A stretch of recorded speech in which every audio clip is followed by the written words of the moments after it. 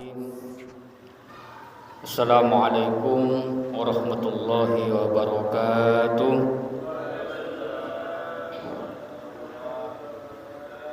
Alhamdulillahirabbil alamin. Nahmaduhu wa nasta'inuhu wa na'udzu billahi min syururi anfusina wa min sayyiati a'malina. May yahdihillahu fala mudhillalah wa may yudlil fala hadiyalah. Asyhadu anna Muhammadan abduhu wa rasuluh al-fatih lima ulik wal khatim lima sabaq nasiril haqqi bil haqqi wal hadi ila siratil mustaqim wa ala alihi haqqa qadrihi wa miqdaril azim.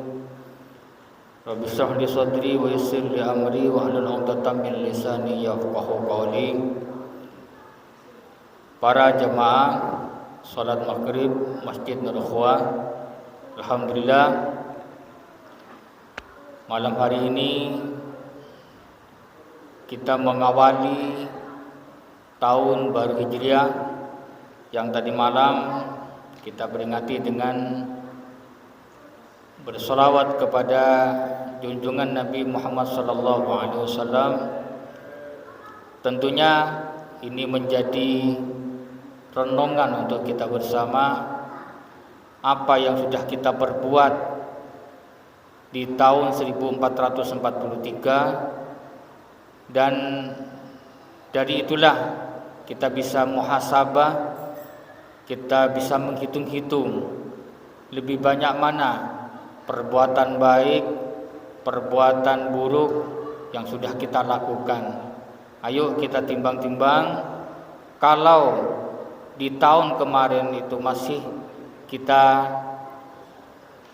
banyak perbuatan buruk kita, ayo kita tinggalkan dan iktikad, berazam, berjanji kepada diri kita untuk lebih baik dari tahun kemarin. Karena pada hakikatnya para hadirin sekalian, Al-Imam Al-Ghazali itu membagi hari itu hanya 3, Pak. Hari ini, besok, dan kemarin. Maka kata Al-Ghazali, barang siapa yang hari ini lebih baik dari yang kemarin, maka dialah orang yang beruntung. Barang siapa yang hari ini sama dengan yang kemarin, maka dialah orang yang merugi. Dan hari ini lebih buruk dari hari yang kemarin, maka dialah termasuk orang yang celaka. Tentu kita berharap mudah-mudahan bertambah tahun, bertambah umur kita, kita terus berupaya semaksimal mungkin untuk terus lebih baik dari segi kualitas dan kuantitas amaliyah kita kepada Allah Subhanahu wa taala. Iman kita mudah-mudahan berharap mudah-mudahan terus bertambah. Di dalam sebuah kajian saya pernah mendengar bahwa iman itu bisa berkurang, bisa bertambah. Ada beberapa golongan yang imannya terus bertambah. Jadi tidak pernah berkurang, dia terus bertambah. Tiap hari dia bertambah, tiap hari dia bertambah. Siapakah dia? Dia adalah para aulia, para rasul-rasul yang tiap hari bertambah imannya dan tidak pernah berkurang. Dialah termasuk golongan orang-orang yang nabi, para anbiya dan rasul. Ada yang imannya kadang bertambah, kadang berkurang. Itu kita. Yazid wa yanqus. Kadang kurang, kadang tambah, tergantung sikon. Kadang nih tanggal muda imannya tambah terus. Nih sudah mendekati tanggal tua ya katanya, itu berkurang imannya. Ada yang imannya terus berkurang, gak pernah nambah. Siapakah itu? Ya para iblis, kurang terus imannya. Nah kita termasuk yang kedua ini, kadang kurang, kadang tambah. Tentunya kita berharap dan kita berdoa kepada Allah, mudah-mudahan iman kita ini terus bertambah, iman kita terus kuat, tidak berkurang. Seperti baterainya HP, Pak. Ini kan kadang kurang, kadang tambah. Kadang kapan ingin bertambah, kapan berkurang. Kalau terus dipakai, gak pernah dicas, maka baterai itu akan berkurang. Sama dengan kita, maka kita juga perlu cas-casan. Jadi kita dalam diri kita ini terus ingin berupaya bagaimana iman kita ini terus bertambah dan tidak berkurang. Ini upaya kita. Padahal fakta di lapangan kita kadang berkurang, kadang bertambah. Maka dalam kajian hari ini kita akan bersama-sama membahas bagaimana cara jalan untuk menguatkan iman kita ini. Tentunya setelah kajian kita ini, setelah keluar dari kajian ini, dengan beberapa poin-poin yang saya sampaikan ini kita amalkan, Pak. Minimal walaupun kurang, gak nemen-nemen kurangnya iman kita ini. Karena tiap hari ini godaan luar biasa, Pak. Tiap hari godaan dari setan-setan itu bukan tambah berkurang, tapi terus bertambah. Kalau dulu mungkin dosa kita hanya bertambah lewat omongan, terbatas, Pak. Penglihatan mungkin tidak bisa tidak seberapa banyak. Tapi sekarang dengan zaman yang sudah teknologi yang luar biasa, media sosial yang luar biasa menghantam kita, yang dulunya mungkin dosa mata kita terbatas, sekarang sudah mulai, Pak, terus bertambah. Dan mudah-mudahan sekali lagi dengan kajian ini kita bisa mengantisipasi itu semua. Para hadirin sekalian, bahwa untuk menguatkan iman ini tentunya kita akan membahas pertama yang membuat faktor-faktor iman kita ini lemah. Ada faktor-faktor yang membuat iman kita kuat. Maka sebelum kita membahas tentang bagaimana faktor-faktor biar keimanan kita ini bertambah, kita membahas dulu faktor-faktor yang membuat keimanan kita merosot, Pak. Ibaratkan sebuah pepatah mengatakan, aku kenali kejahatan bukan untuk mengerjakannya, akan tetapi untuk memelihara diri. Karena orang yang tidak dapat membedakan antara yang baik dengan yang buruk dikhawatirkan jatuh ke dalam keburukan. Jadi ayo kita kenali dulu faktor-faktor yang membuat keimanan kita ini berkurang atau lemah. Apa faktor-faktornya? Bismillahirrahmanirrahim. Secara umum, hal-hal yang melemahkan iman kita ini ada dua faktor. Yang pertama faktor eksternal, ya. Yang pertama faktor eksternal, yang kedua faktor internal. Jadi ada faktor eksternal, ada faktor internal. Dalam bahasa sehari-harinya, faktor yang timbul dalam diri kita, ada faktor yang datang dari luar diri kita. Ini yang menyebabkan faktor-faktor yang melemahkan iman.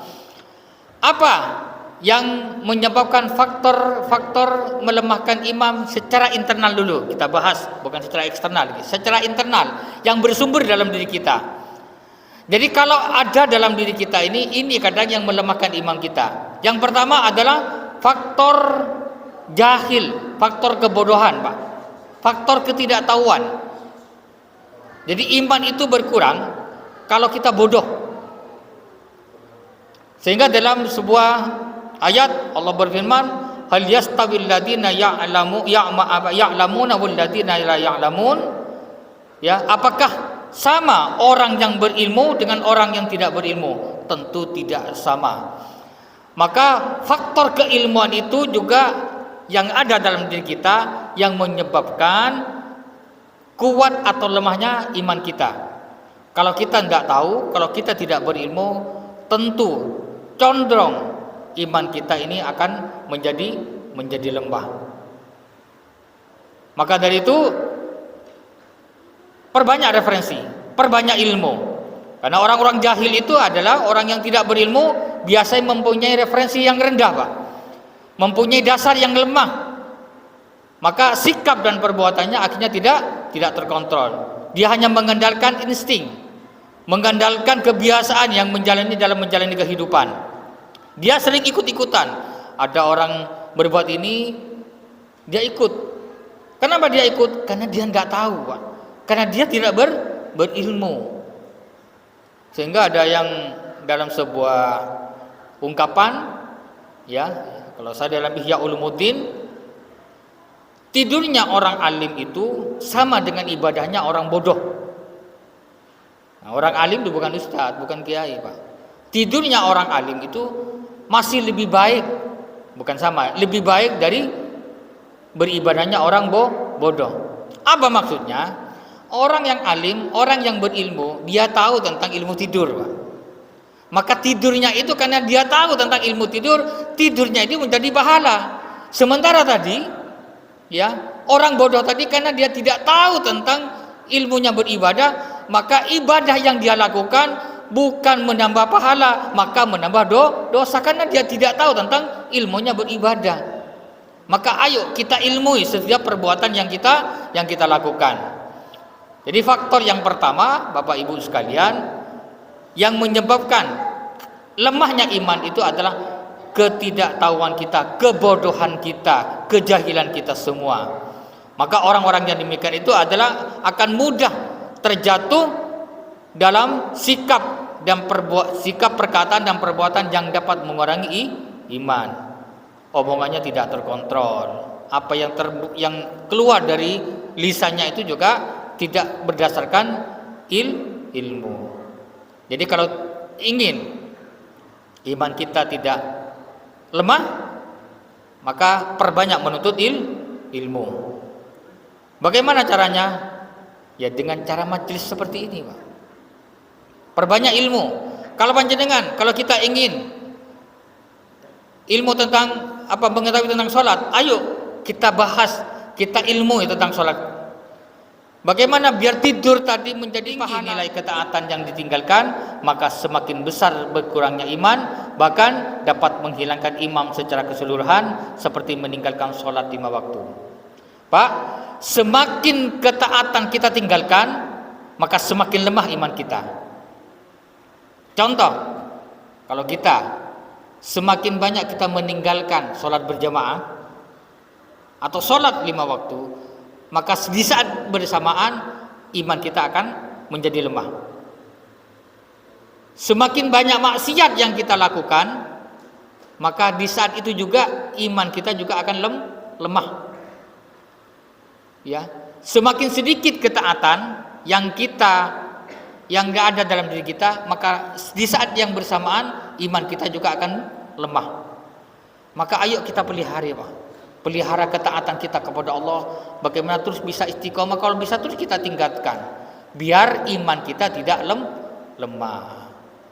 Ya wajar, Pak, kita ingin sholat tepat 5 waktu, ya ingin, tapi kadang di saat tertentu kita kadang malas mau ke masjid, kadang malas, kadang berat gitu kita mau melangkah ke masjid.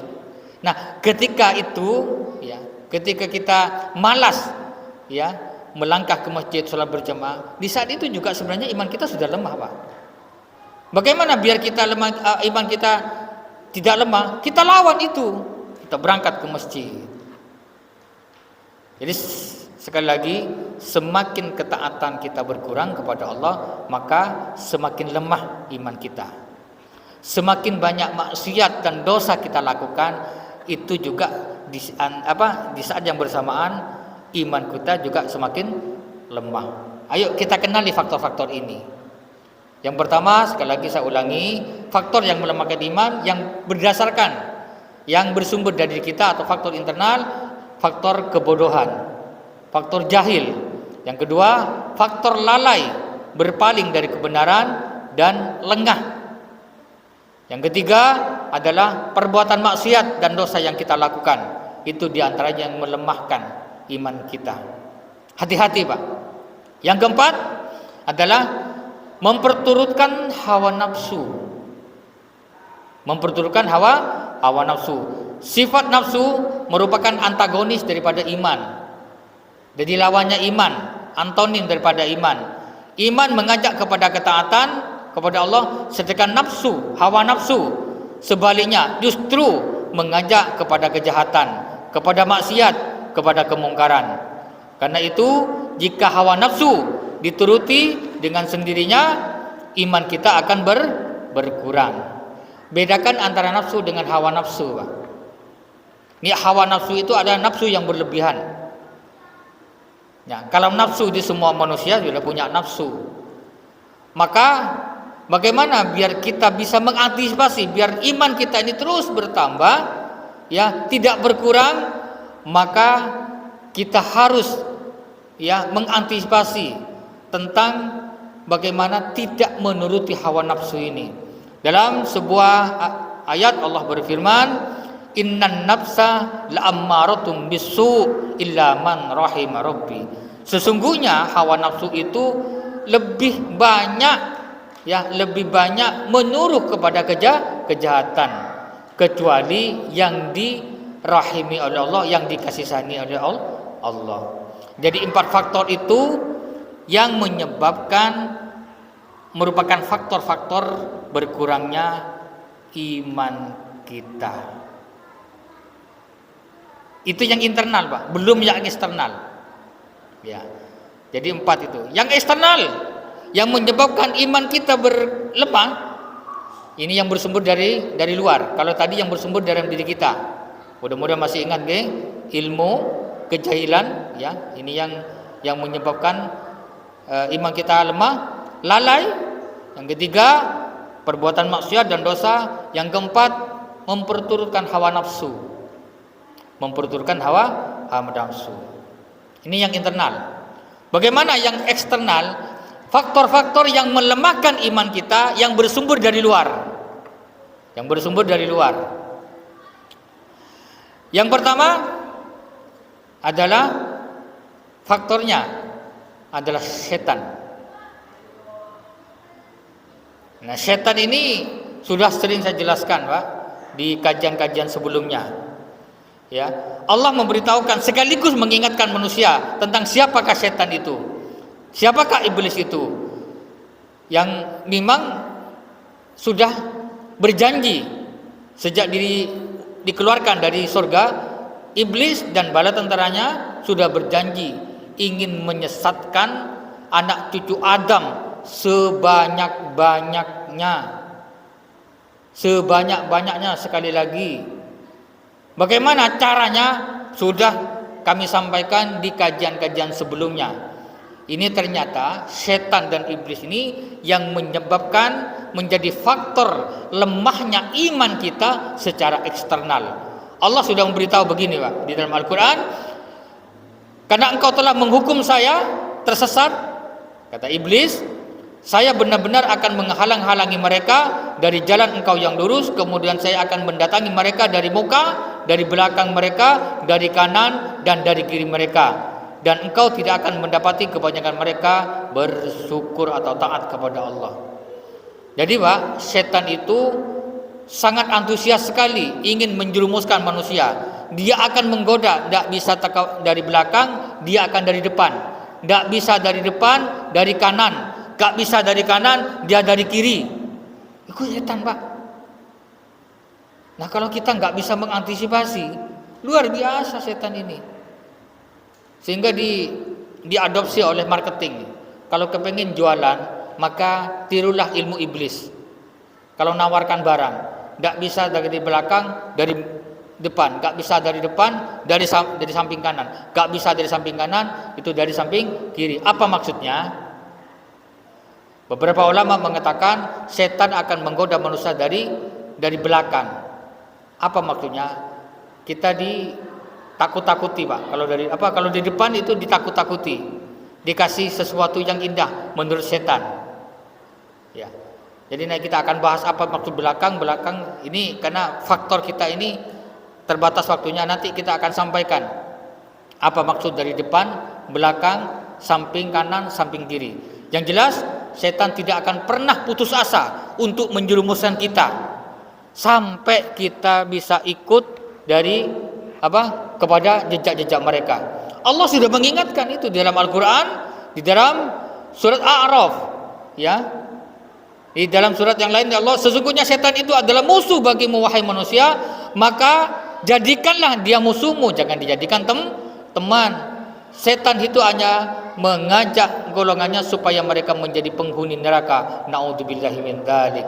Jadi faktor yang melemahkan iman itu adalah setan yang sering tiap waktu, tiap detik akan menggoda kita, Pak. Ini hati-hati, Pak, dengan setan ini.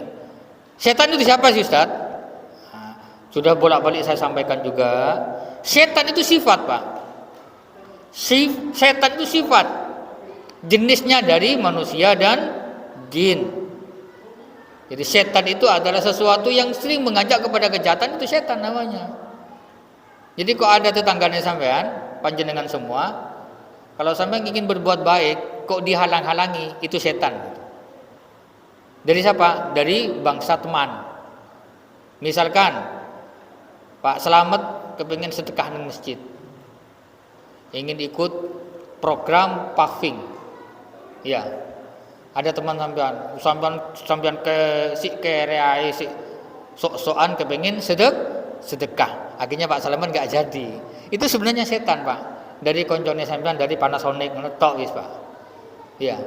Jadi setan itu adalah sifat, Pak, bukan jenis. Jenisnya dari bangsa jin dan manusia. Jadi setan itu termasuk salah satu faktor yang menyebabkan iman kita lemah kalau kita tidak bisa mengantisipasinya. Yang kedua, dunia dan godaannya. Dunia dan godaannya ini yang melemahkan iman. Kalau kita tidak berhati-hati, pesona dunia bisa menjadikan jalan berkurangnya iman. Allah berfirman di dalam surat Al-Fajr, dan kamu mencintai harta benda dengan kecintaan yang berlebihan. Wa tuhibbunal mala hubban jamma. Pak, mencintai dunia itu sewajarnya saja. Mencintai istri itu sewajarnya saja. Mencintai anak itu sewajarnya saja, jangan berlebihan, Pak. Jangan berlebihan sekali lagi. Itu hanya dunia, Pak. Ya, kalau kita terlalu cinta terhadap dunia, kita sering dikecewakan oleh dunia. Kita selalu cinta kepada dunia, kepada anak, kadang kita sering dikecewakan oleh anak. Sampean terlalu cinta terhadap pasangan sampean, kadang pasangan kita sering mengecewakan kita. Maka cintailah dunia itu sekedarnya saja, jangan berlebihan. Di dalam surat Al-Hadid Allah juga berfirman, ketahuilah bahwasanya sesungguhnya kehidupan dunia itu hanyalah permainan dan sesuatu yang melalaikan, perhiasan dan bermegah-megah antara kamu, serta berbangga-bangga tentang banyaknya harta dan anak, seperti hujan dan tanam-tanamannya mengagumkan para petani, kemudian tanaman itu menjadi kering dan kamu lihat warnanya kuning, kemudian menjadi hancur, dan di akhirat nanti ada azab yang keras dan ampunan dari Allah serta keridhaannya, dan kehidupan dunia tidak lain hanyalah kesenangan yang menipu. Mobil kita kesenangan yang menipu, Pak. Rumah kita kesenangan yang menipu. Pokoknya dunia ini kesenangan yang menipu. Bahkan di dalam ayat lain Allah berfirman, kehidupan dunia itu innamal hayatud dunya la'ibun wa lahwun. Kehidupan dunia itu hanya permainan, Pak. Nah, kita kan kebalik, Pak. Kehidupan dunia kita yang main-main, kita serius. Kehidupan akhirat yang serius kita main-main. Itu loh yang kebalik. Jadi kalau kerja ya serius, tapi jangan melupakan tentang haknya Allah, Pak. Sekali lagi Allah sudah mengingatkan, innamal hayatud dunya la'ibun wa lahwun, bahwa kehidupan dunia itu hanya permainan dan senda gurau. Loh, kok ada gurauan sampean ambil serius, sampean marah? Ya enggak boleh, Pak. Kita main-main. Sama dengan kita ini, Pak, main-main ya. Ya, guyon lah. Nah, ketika guyon sampean gojoloki kok sampean marah? Kira-kira bener apa enggak ini, Pak? Enggak bener. Kita guyon kok malah marah. Digojoloki karena dia guyon. Kok kira-kira kita marah? Ya salah kita ini. Sama dengan dunia. Contoh kasus. Contoh ini, Pak Dede ya. Sambil punya sepeda. Sepeda main-main apa serius, Pak? Mainan. Kalau hilang, sampean kok sama marah, Pak? Itu mainan kok. Kalau ada mainan anak kecil ya rusak atau ini. Kira-kira anak kecil nangis enggak? Nangis karena mainannya rusak. Nah kalau barang kita, dunia kita hilang kok kita nangis, sama dengan anak kecil berarti Pak. Jadi sudah, ini teguran pada diri kita. Allah sudah mengingatkan. Innamal hayatud dunya la'ibun wa lahwun. Dunia itu hanya main-main, sendakura, guyonan Pak. Sampean enggak guyon itu sebenarnya. Ya. Pak Slamet kerja di Panasonic. Itu ya sudah rekreasi aja, mainan itu Pak. Kok misalkan mohon maaf, kok di PHK karena permainan Pak. Ya kok saya terlalu serius menanggapi. Tawakkaltu 'ala Allah. Ya. Terhadap istri. Istri juga mainan, Pak. Suami, iya mainan juga. Coba saya terlalu serius. Ya kalau mainan dianggap serius, ini yang kadang bikin lemah iman. Jadi dunia dan godaannya. Yang bilang itu bukan saya sebenarnya, Al-Qur'an sendiri, Allah, bahwa kehidupan dunia itu adalah main dan sendakurau, guyonan Pak, yang ada di dunia ini. Jangan dianggap serius. Jadi kalau kita tergoda oleh dunia, ini yang sering lemah kadang iman kita kepada Allah. Makanya banyak di antara kita sering melalaikan akhirat karena menganggap serius dunia. Ya saya sampaikan, terus terang saya sampaikan. Kalau kita, ini Pak Slamet ini juga sering jadi contoh, karena yang sini Pak Slamet. Kadang kalau kita dipanggil bos kita jam 7, jam 6 sudah siap-siap Pak. Bos itu Pak. Dipanggil Gusti Allah Pak, lewat adzan, Allahu Akbar, Allahu Akbar. Subuh setengah 4, tekoni jam 5 Pak. Padahal kita dipanggil bos kita nggak berani Pak. Jam 7 pas nggak berani, sudah siap-siap jam 6. Ini yang menciptakan bos kita ini loh yang manggil, kok kita main-main gitu loh. Makanya sering lemah iman kita ini. Naudzubillahi min dzalik. Allahu Akbar, Allahu Akbar. Dipanggil sholat asar jam 3 Pak, tekoni jam 5 kate maghrib ini lho Pak. Ya Allah, naudzubillahi min dzalik. Padahal sekali lagi dipanggil atasan kita jam 7, jam 5 siap-siap dengan pakaian yang terbaik Pak. Ya mandi, pakai pakaian yang baik. Sementara Allah memanggil kita dengan suara adzan, pakai perantaraan muadzin Pak. Sudah datangnya telat, pakaiannya sembarangan, pakai kaos oblong lagi. Ya Allah. Bener enggak ini? Kita ini sudah kebalik Pak. Dunia yang kuyon dianggap serius, akhirat yang serius kita main-main. Naudzubillahi min dzalik. Ayo sadar. Mumpung kita ngaji di sini. Ya sama kata Ustaz, kata Gus Yazid ini. Saya nih mengucapkan seperti ini sebenarnya nasihati diri saya sebenarnya Pak. Itu sering terjadi Pak. Ya kadang sholat ya nggak langsung tepat waktu. Tapi ojo nemen-nemen lah, masa tiap hari sholatnya telat terus ya. Yang ketiga, yang menyebabkan iman kita ini lemah secara eksternal adalah teman yang buruk. Ayo, jenengan ini juga mungkin ngajinya di sini luar biasa Pak. Tapi di luar berteman dengan orang yang buruk itu akan berpengaruh Pak. Berpengaruh. Ya. Kalau kita banyak berteman dengan orang yang ahli pengajian, minimal walaupun kita malas ikut Pak. Ikut. Kalau kita berteman dengan orang-orang yang senang sholawatan, minimal titik-titik kita ikut Pak sholawatan. Sebaliknya, kalau kita banyak berteman dengan orang-orang, mohon maaf, yang tidak senang sholat berjamaah, misalkan, ikut biasanya. Kita ngobrol tepat waktunya adzan, katanya nang di sholat Jumat, sik ta ngopi ae sik. Akhirnya kita enggak ikut. Kita akhirnya terikut gitu loh. Maka teman yang buruk akan mempengaruhi.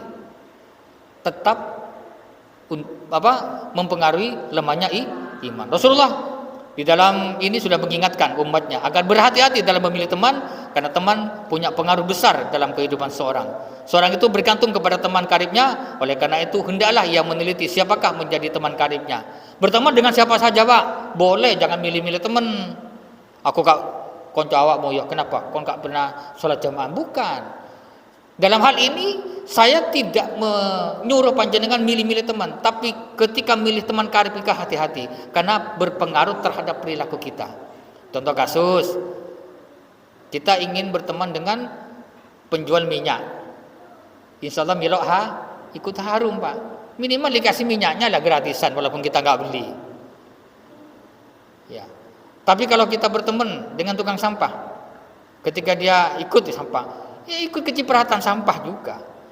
Ini artinya bukan meremehkan, bukan menghina, bukan. Semua pekerjaan baik dan mulia. Hanya ini perumpamaan sekali lagi perumpamaan. Ya takut disalahartikan karena ini di video ya.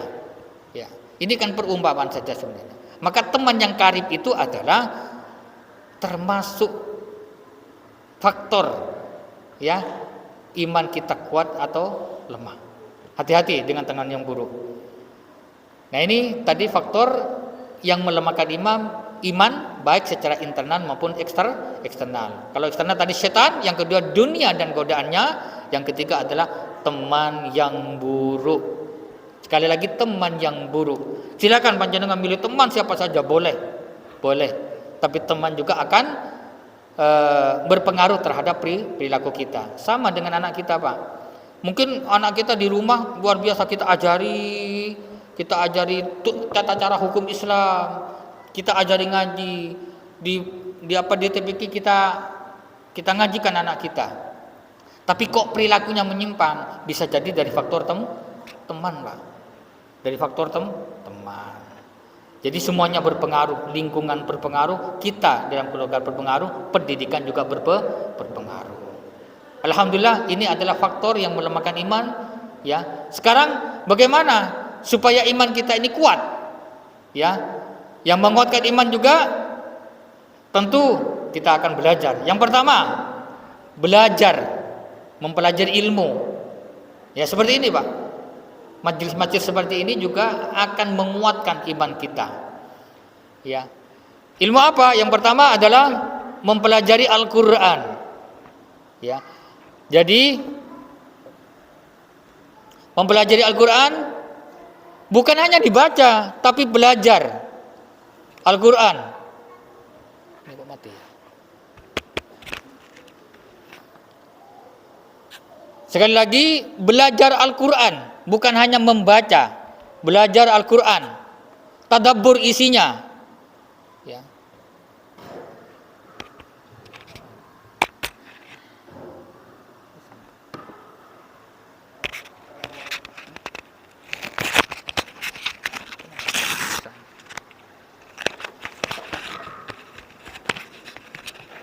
Ya, kita lanjutkan. Yang pertama, mempelajari Al-Qur'an.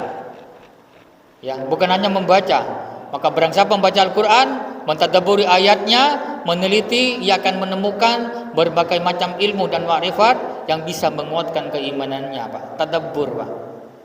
Hataman monggo, silakan hataman, Pak.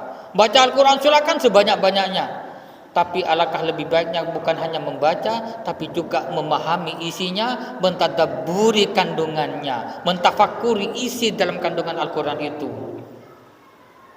Jadi kalau saya ingat dengan pesan dari Ustadz saya, Aziz, maka membaca Al-Quran yang hitam itu adalah mudah, tapi membaca yang putih itu yang lebih yang susah. Masa ada Al-Quran berwarna putih? Ternyata apa, Pak? Ternyata kandungan dari hikmah dari pesan itu, membaca Al-Quran itu mudah, Pak, tapi mengamalkan isinya itu yang susah. Maka belajarlah Al-Quran, tapi jangan lupa juga amalkan isinya. Bagaimana cara mengamalkan isi Al-Quran? Belajar kepada ustadz, belajar kepada orang yang lebih tahu kandungan ayat Al-Quran itu seperti apa. Jangan-jangan kita hanya membaca tentang ayat tentang Adam dan Hawa, tentang iblis. Ya kita baca setiap hari, tapi hikmah kandungan yang ada dalam cerita itu kita kadang nggak bisa mengambil hikmahnya, Pak, dalam kehidupan kita. Bagaimana kita bisa mengambil intisari? Dengan cara mempelajari, mentafsiri ayat-ayat itu.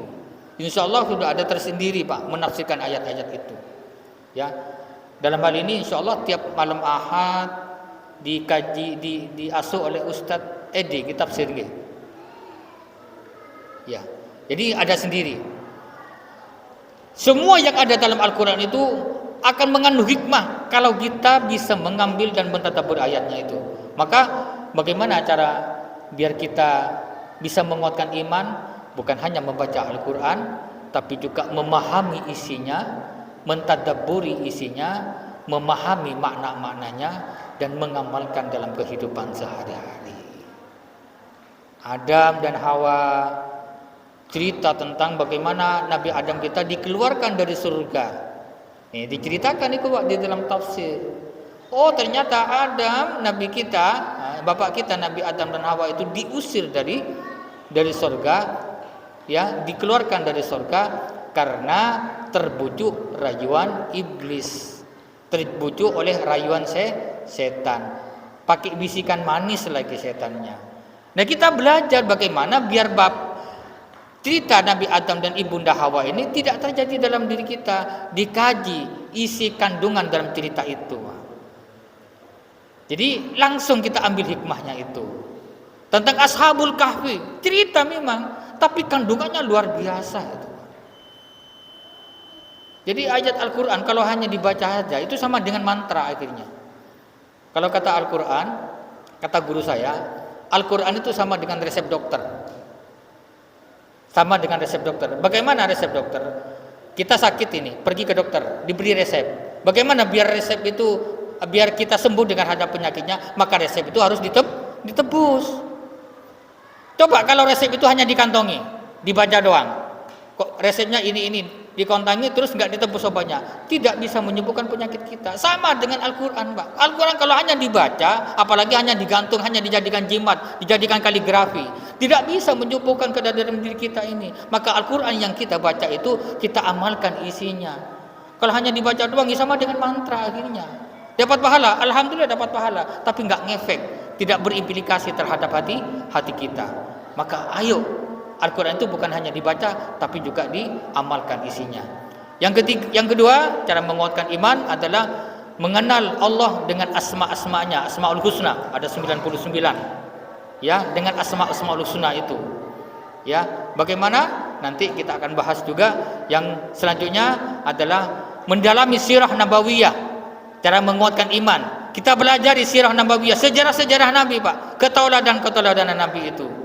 Insyaallah di pertemuan yang akan datang akan kita perdalam lagi.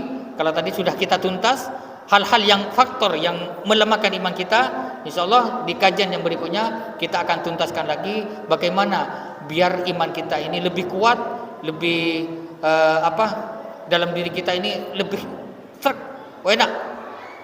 Maka ini karena beberapa ada sampai 5, ada sampai, nampaknya ini enggak tuntas kalau dibahas di kajian kali ini. Mudah-mudahan kajian yang sedikit ini bisa menjadi ilmu hikmah untuk kita semua. Amin ya rabbal alamin. Yang jelas, Pak, orang yang berilmu tidak gampang dibodohi. Orang yang berilmu tidak gampang dibodohi. Orang yang mengerti dengan sesuatu tidak gampang ikut-ikutan. Hasbunallah ni'mal wakil, ni'mal maula wa ni'man nasir. La haula wala quwata illa billahil aliyil azim. Sekali lagi, apa yang saya sampaikan kalau itu benar semata-mata dari Allah, kalau itu ada yang sesuatu yang salah itu dari kami sendiri. Bismillahirrahmanirrahim. Alhamdulillahirabbil alamin. Allahumma shalli ala sayyidina Muhammadin wa ala ali sayyidina Muhammad. Allahumma inna na'udzubika min ilmin la yanfa wa qalbin la yasha wa du'ain la yustajab. Ya Allah, ya Tuhan kami Kami mohon kepadamu ya Allah, kami berlindung kepadamu ya Allah dari ilmu yang tidak bermanfaat ya Allah. Kami berlindung kepadamu dari hati yang tidak khusyuk ya Allah. Kami berlindung kepadamu ya Allah dari ilmu yang tidak diangkat ya Allah. Ya Allah ya Tuhan kami, hanya kepadamu kami menyembah dan hanya kepadamu mau kami mohon pertolongan ya Allah. Rabbana atina fid dunya hasanah wa fil akhirati hasanah wa qina adzabannar. Walhamdulillahirabbil alamin. Al-'afwu minkum. Akhirul kalam. Wassalamualaikum warahmatullahi wabarakatuh.